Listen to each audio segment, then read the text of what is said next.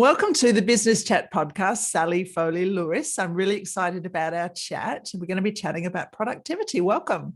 Thanks, Lisa. It's an absolute delight to hang out with you and talk all things productivity. Yeah. That's great. That's great. So take us back to young Sally and how you started, your first career choice, and how you ended up being a productivity expert.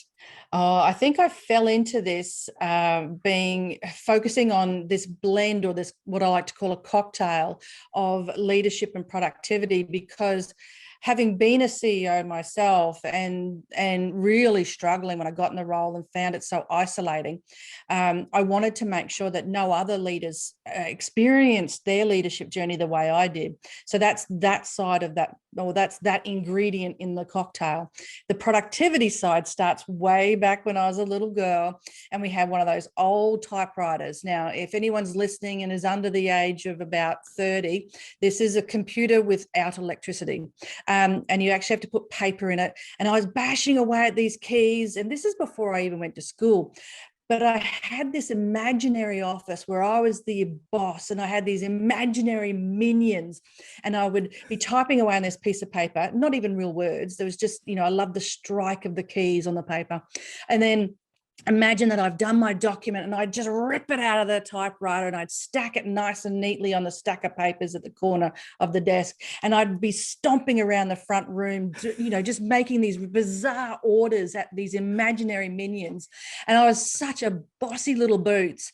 And my mum looked at me and she just thought, oh my goodness, I've got a monster here. But then it turned into being super organized and wanting to make sure everything was in its place and a place for everything. And the organizer in me has always been a thread throughout. So that's where the two ingredients come together for productive leadership, where I love that we are being as effective as we possibly can. We're making sure things are getting done, marrying up with my desire and my experience in leadership, and making sure leaders also have a great experience too. So that's where productive leadership comes from the Sally Foley-Lewis history books.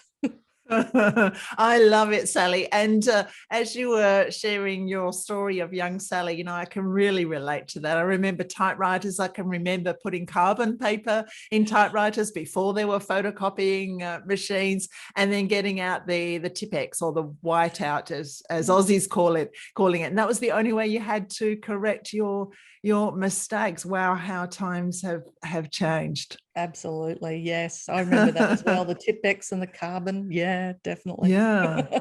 So when you have that personality type where you are super organized and you love to get things done, and I'm similar.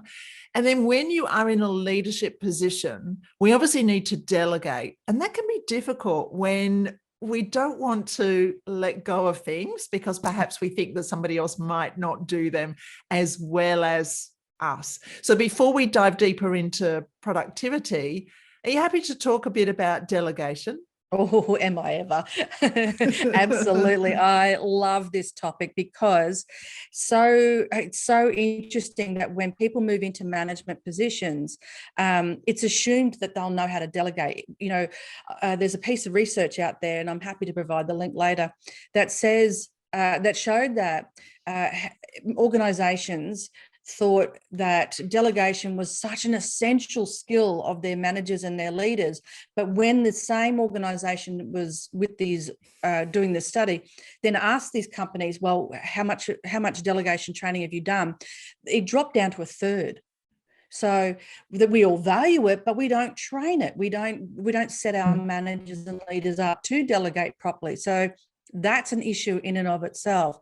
And that whole letting go piece that you're talking about, our little inner control freak, oh bless, we've all got one. It just rages loud from different triggers, and delegation is one of those triggers for sure. And I think one of the reasons why managers really struggle with this is because, again, we're not taught how to delegate. However, we don't also spend enough time understanding what the roadblocks are really about. what are the things that are actually stopping that delegation from happening? And, trust and relationships are absolutely essential for the beginnings of delegation actually working well. When we don't trust and when we don't have a really good relationship with our people, then imagine the mindset that goes in thinking, I've got to give this person some work and I don't trust them. I've got to give this person some work and I really don't know them very well. So we have to start with trust and relationships. And I know that's kind of odd. People don't think of it like that. But when you unpack the roadblocks and the initial pieces to delegation, that's where we need to start. And I think the other thing that happens with delegating is that we think we can do it on the fly, a drive-by delegating as such. And that's just not the case. If we don't set others up for success, it backfires on us. And therefore, we'll have this history and this filter or lens through which delegation is never going to work well because we don't set it up for success. And I love the Latin phrase festina lente, which means hurry slowly. And I think that's a key piece to delegating successfully as well. And when we're structured, when we've got relationships, when we've got trust in place, we are going to tame down and calm our inner control freak and set the whole delegation up for success. Wonderful, wonderful insights there. Love it, Sally. And as you were talking about that delegation and letting go, a little voice popped up in my head. It's probably one of my mum's old sayings, well, two sayings actually. And one is, if you want something done, you ask a busy person. It's number one. And the second one is, if you want something done properly, do it yourself. And I've worked in teams where people who are really effective and really good at doing their job get more work thrown at them or put onto them because the boss would rather do that than give it to somebody who is maybe not performing as well. But that becomes very unfair, and then that person then holds a bit of resentment. Do you see that often in teams? Absolutely. And I totally agree with you. It's a cliche about if you want to get something done right, do it yourself. And that's true if you don't set the delegation up for success. And that's true if you mismatch the task to the person. And it's true if you don't express really clearly your expectations of what a successful outcome on this task will be. So this is where that hurry slowly comes into play. We need to match the task to the person. And are we just allocating work out, or are we using delegation as a development opportunity? Two very different approaches there, because one is about simply, here's the work, this is what success looks like, what else do you need from me? And a few other steps along the way. Whereas if it's delegation for development, we've got a little bit more work involved in coaching and guiding and skilling. And I don't think as managers, when we walk or operate from that perspective of it's just easier if I do it myself and it's just quicker if I do it myself, or if you want something done, give it to a busy person, we're missing an opportunity to develop other people. And the other point about this as well is that we are getting in the way of challenging our people. If you want to be a leader with a reputation of valuing their people, a leader with a reputation of developing, a leader with a reputation of engaging, then delegation is a tool that you can use. So you're right. If we just keep giving the work to the same people, we're kind of missing an opportunity here. Not kind of, we actually are missing an opportunity, So yeah, definitely. Wonderful. So delegation is the essentials are trust and relationships before you can go even further. And I love that, the hurry slowly and setting up the delegation for success. Now, Sally, you've got a whole book on this topic. Your book is called Delegate, and we'll certainly be putting the links to this book and your other books and articles in the show notes. So let's talk about productivity now. Sure. Yeah. So there are habits that hinder our productivity, things that we need to do less of, and there are habits that really help our productivity and impact our effectiveness as a productive leader. So talk to us about habits that hinder and habits that help. Yeah, definitely. And I think it's important to really understand what a bad habit actually is, and when it comes down to it, it's something that really interrupts your life. It gets in the way of you accomplishing your goals, or it gets in the way of you even setting goals for yourself. When we get down to it, this can jeopardize your health, which, both mentally and physically. And if you think about things that waste your time, and they zap your energy. So we really got to be clear about what a bad habit actually is and how they show up. I mean, there's more than a dozen bad habits we could talk about, but the show's only so long, right? So let's look at a couple of the top ones. I think one of the biggest one that I see is multitasking.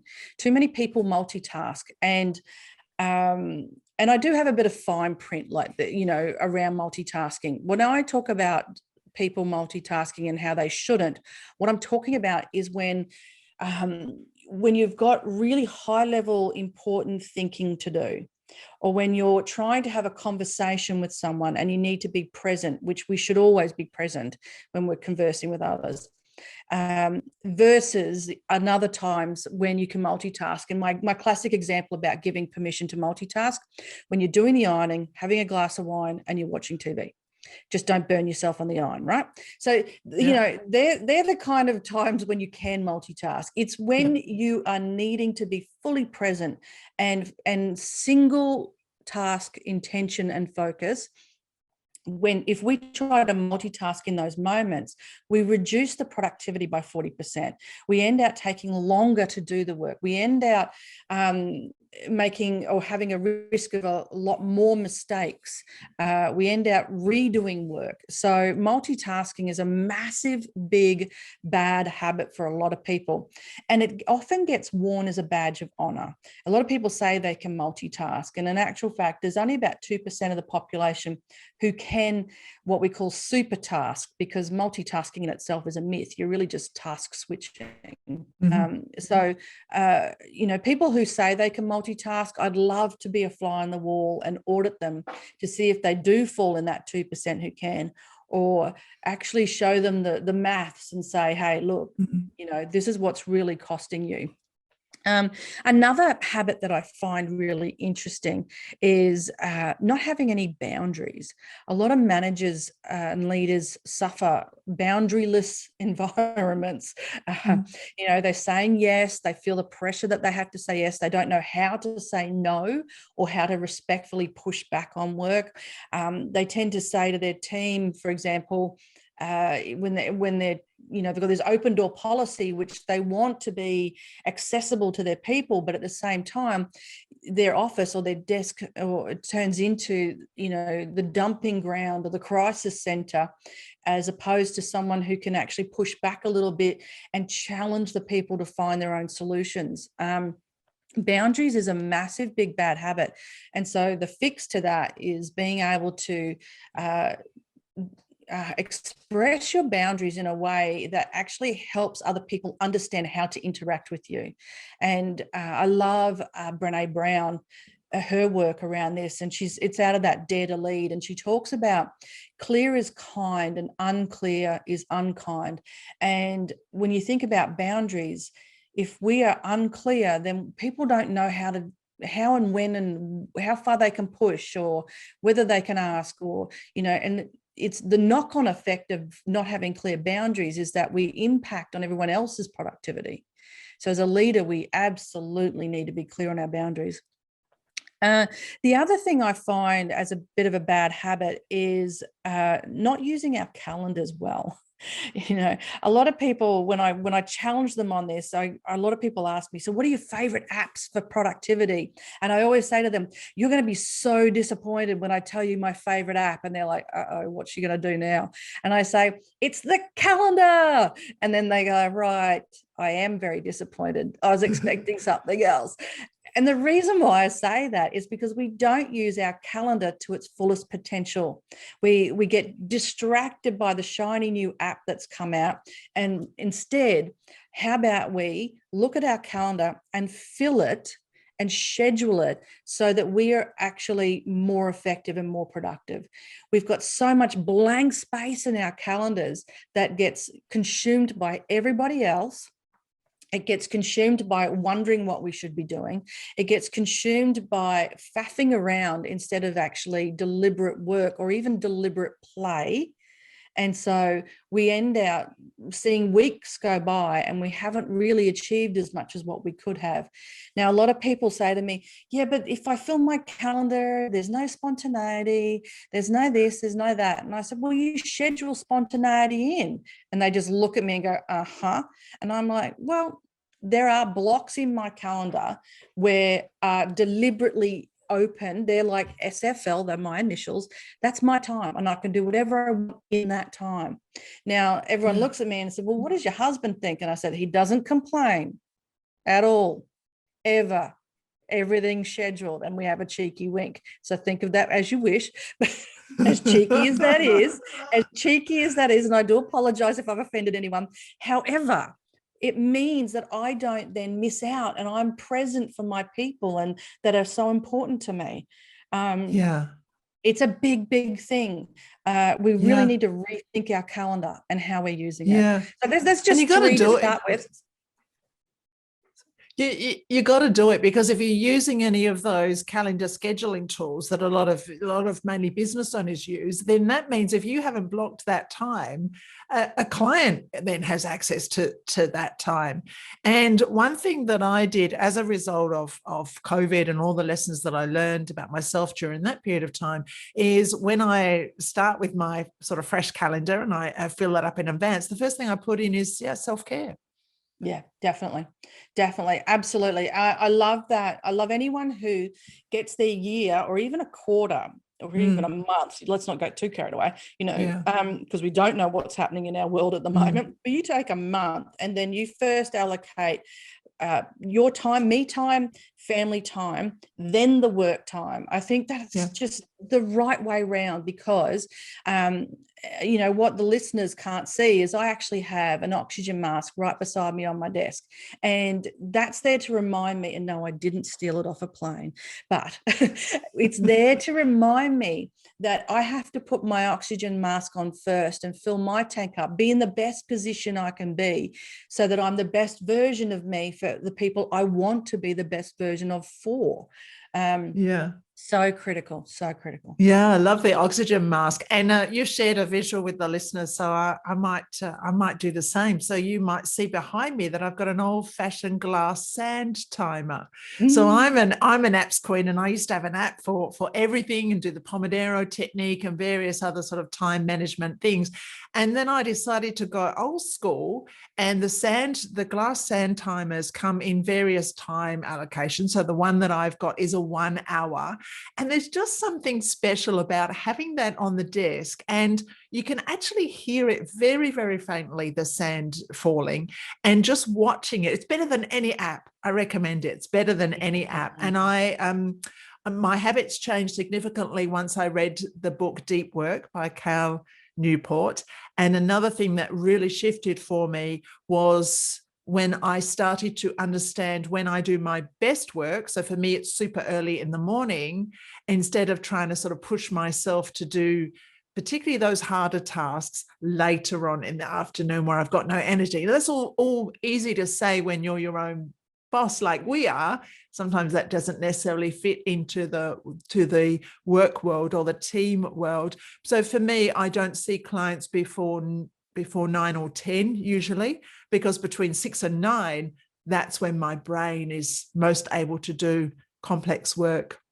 Yeah, it's interesting because Dr. Dan Owley, who is a professor of behavioral economics, he did a bit of research that came out, and I don't know how old it is, to be honest, but he said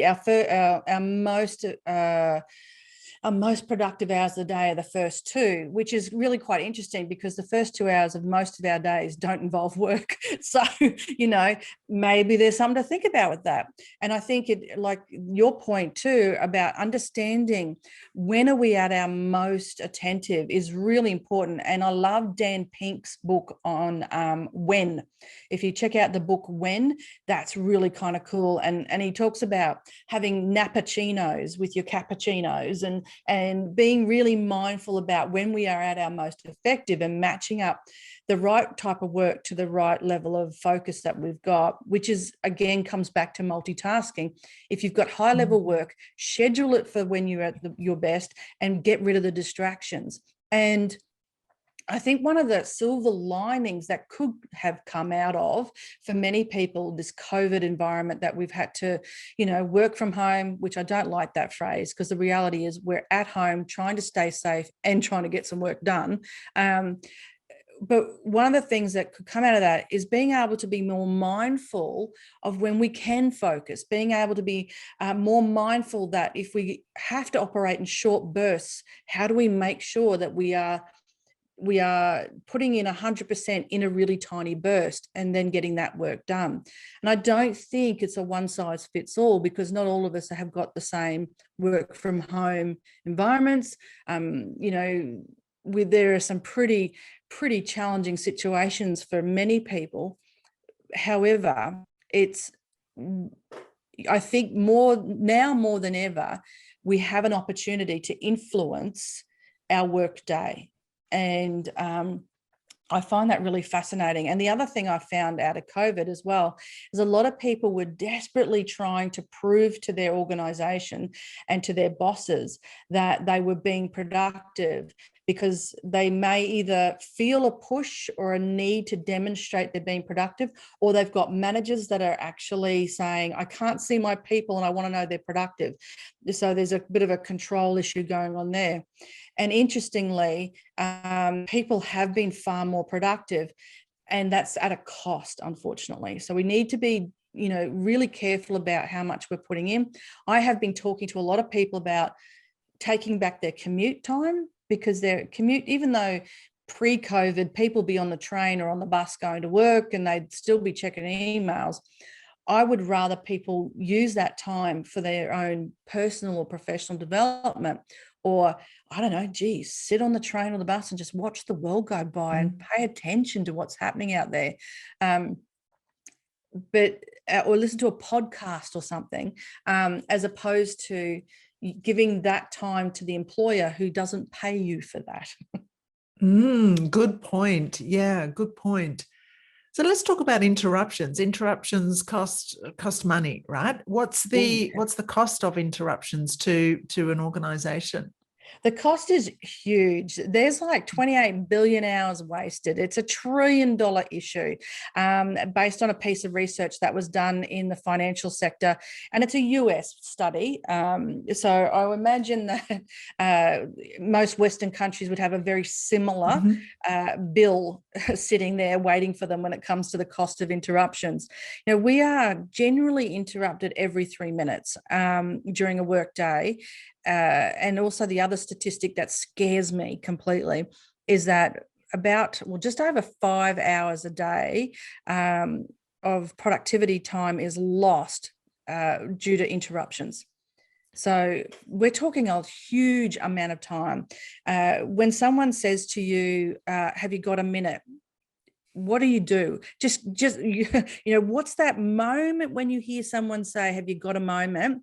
Or have you got 5 minutes? Or have you got a tick? Not the biting insect, but that's a very Australian thing for someone to say. Have you got a tick? Just want to ask you something. Yeah. It's never the 5 minutes maximum. It's, you can write off half an hour. And interestingly, when we are interrupted, it can take up to 23 minutes to regain the same level of focus we had. So this just compounds and compounds and compounds. So interruptions are incredibly expensive. Yeah, well, that's huge. That's really astounding. And I'm thinking back to when I was in corporate workplace, and I don't think we ever had any discussions around interruptions in the workplace. It was just, as you say, part of it. Are you busy would be a common question. Yeah. And particularly in the office, we had this sort of big glass round office, and everybody wanted to sit by the window so that they could look out onto the beautiful Swan River. But that meant that for the rest of the office saw our backs. So people didn't even, they would come up and go, hey, excuse me, are you busy? So straight away, it's frustrating. So if people just stopped doing that and it became more of an expectation in the office that you don't do that, whether it's by going up to somebody and saying, hey, are you busy, or have you got a tick, or sending them a little pop-up instant message, then we'd all get so much more done, wouldn't we?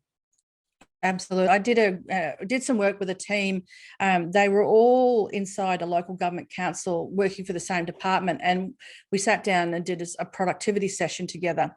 And, I asked them, part of the setup to create what we're going to work on was, what's your biggest issue? And so it came down to, of a million things that they were talking about, but interruptions. And so as an agreement, they had, there was 4 of them particularly who were affected the most. And they had together, and I facilitated the process where they had this agreement that every single day they would have a 1 hour time slot in the day where one person would be they would run interference. And so this person, and they had this as, it was just something they had in their office, bunny ears on a headband. So they had these little bunny ears that they would wear. And it was the signpost to everyone else. Everyone else found and realized, and once they trained everyone, if the person was wearing the bunny ears, that's the person you go to, and you don't interrupt anyone else. And so bunny ears was the person who would take the phone calls. The bunny ears was the person who would be accepting the messages from someone else across the floor. And if the bunny ears were not on a head, then you can ask anyone anything. And so that was their agreement, and it would rotate round, and some days they didn't do it, but most days they absolutely had 1 hour of bunny ears. And what that ended up achieving for the whole team was a sense of camaraderie and mutual support and respect for each other. And they got stuff done. They felt like they actually got a piece of work achieved and finished and off their desk and out of their way, simply on an hour a day. Yeah, that's an amazing case study. I really like that. And when I think about productivity or lost time or wasted time, from my background years ago now in the corporate space, it will be meetings. Now, we could probably have a whole podcast around meetings, but meetings that didn't need to happen, meetings that don't have an outcome, meetings where the wrong people are at the table. How frustrating are meetings in terms of productivity? Oh, completely. And I'm a bit like you. I remember many times leaving the staff room or that big boardroom or the conference room thinking, well, there's an hour I'll never get back. And I think I've even said that multiple times. Until the time when I got to be in a more senior position, and I would say, people would invite me to a meeting and I would push back and say, what's this for? What do you want me to be doing? Okay, well, I'll arrive at this time and I'm going to leave at this time. And not a lot of people liked that. However, it didn't waste my time, and I certainly wasn't about to waste their time. And I would always challenge why we had to have a meeting. And it got quite annoying for quite a few people, but I got to get my team to really understand we don't have meetings unless we have a real purpose. And I often, the other thing I love doing with a lot of managers, and I did this just recently. Now it was in Brisbane, and Brisbane hasn't had as many lockdowns as other places, so they could afford to do this to some extent. And when they were back in the office, I asked this manager to really do an audit on the meetings that they were having. And he actually asked everyone in his team to talk about, quite honestly, what their meetings were like. And he got some pretty rough feedback, which I think is great, because then you've got something you can work with. And as a team, we then negotiated how they're going to do their meetings. And one of the things that he did was they cut out 3 types of meetings that they were having, and he shifted from having the one-on-ones inside to walking around the block. because it just changed the whole perspective. And you had to get it was brilliant actually the way they did it, because someone had timed how long it takes to walk around their block. And he said, right, well, we're going to have a 1 block meeting, which means by the time you'd got back to the front door of the building, you'd had your issue done. Or at least, the action was set, there was the next thing organized, whatever it was, but it was a 1 block meeting, and it was just brilliant. Great. That's good, because you're also getting in the fresh air and nature. And there's something about the kinesthetic aspect of that walking and talking where, I find that it unblocks and my ideas flow better. So that's a great initiative. More people should do that for sure. Yeah, definitely. Yeah, I love that 1 block meeting. It was a brilliant idea. I wish it was mine, but Right. I'll steal that I facilitated it. Sounds great. Sally, this conversation has been really eye-opening. You've got so many amazing insights. I would recommend that people check out your 2 books and your blogs and have a good look at the work that you do, because it's really incredible, and it's a much needed area. We all need to be more productive. We all want to be able to effectively use our time so that we can show up as our best and get all the things done that we want to without burning out, of course. So we've run out of time, Sally. I could talk to you all day. I'm fascinated by your topic. I really am. So I'd like to finish off the podcast by asking each guest the same 2 questions. The first one is, share with us a quote or mantra that you live by. Oh, thanks, Lisa. And thank you for having me. So my quote is, and it's by the most amazing speaker, motivational, inspirational speaker, Les Brown. And his quote is, ask for help, not because you are weak, but because you want to remain strong. And I think that's just gold. Ask for help, not because you are weak, but because you want to remain strong. Classic. I really like that. Simple yet profound. And Les Brown is an amazing motivational speaker. And a business book, Sally. So a book that's on your shelf that you refer to often, that you think would be a great addition to any leader's bookshelf. If you're a leader or a business owner, then I would highly recommend that, and it's a bit dated now, but it's one of those classics. It's a keeper, as my old uni lecturers would say. It's a buy and keep. And it's Carol Dweck's work on growth mindset, because I think when you dive into that and you can understand mindset, whether you're fixed or growth, and you can apply it to yourself and your own self-leadership, but also you can then see it in your people, and you can help shift people from a fixed to a growth mindset. And if you see people who have a growth mindset, then how can you leverage that even more? Yes, awesome. I do love Carol Dweck's work. Fabulous. Thank you so much for being my guest today, Sally Foley-Lewis, productivity expert. It's been wonderful having this conversation with you. It's been an absolute delight, Lisa. Thank you.